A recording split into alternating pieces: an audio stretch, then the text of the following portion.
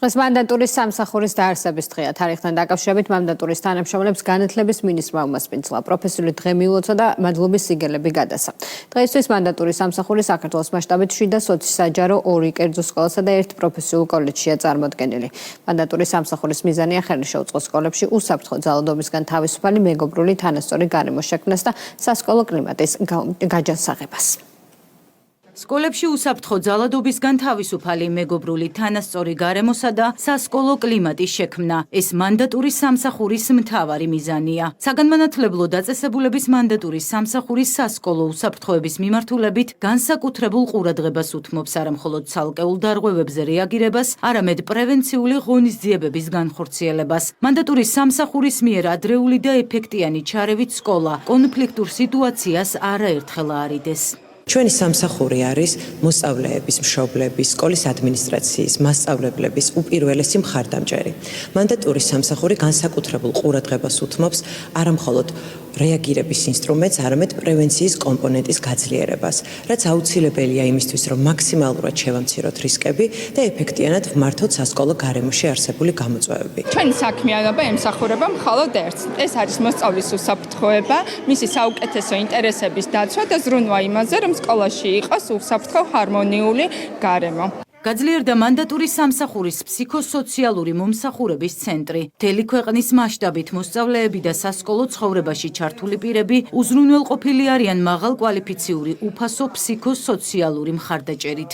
ფსიქოსოციალური მომსახურების ცენტრი ემსახურება ქცევითი და ემოციური სირთულეების მოსწავლეებს და მათ მშობლებს. ეცია გახლავთ კონფლიქტზე რეაგირების ალტერნატიული მეთოდი. ეს ეხმარება მოსწავლეებს, რომ მათ ისწავლონ როგორც კონფლიქტზე რეაგირება, ასევე ისწავლონ სირთულეების მართვა, კომუნიკაციის უნარები. შეიქმნა ინკლუზიური და სპეციალური განათლების მხარდამჭერი ცენტრიც, რომელშიც საქართველოს განათლების სისტემის სხვადასხვა უწყების ფარგლებში არსებული ინკლუზიური განათლების მომსახურებები გაერთიანდა. სპეციალური მასწავლებლები უშუალოდ მუშაობთ დამატებით რესურს ოთახში თითოეულ მოსწავლესთან. გვაქვს შედგენილი ინტერვენციის სასწავლო გეგმა, რომელიც მასში არის ინდივიდუალურ სასწავლო გეგმასთან და ამ სასწავლო პროცესი მიმდინარეობს ძალიან სწორი მიმართულებით. განათლების მეცნიერებისა და ახალგაზრდობის სამინისტროში მანდატურის სამსახურის საიუბილეო თარიღისადმი მიძღვნილი ღონისძიება გაიმართა. მინისტრმა ალექსანდრე წულაძემ მოვალეობის კეთილსინდისიერად და სანიმუშოდ შესრულებისთვის საგანმანათლებლო დაწესებულების მანდატურები, ფსიქოლოგების, სოციალური მუშაკები და ადმინისტრაციის თანამშრომლები მადლობის სიგელებით დააჯილდოვა.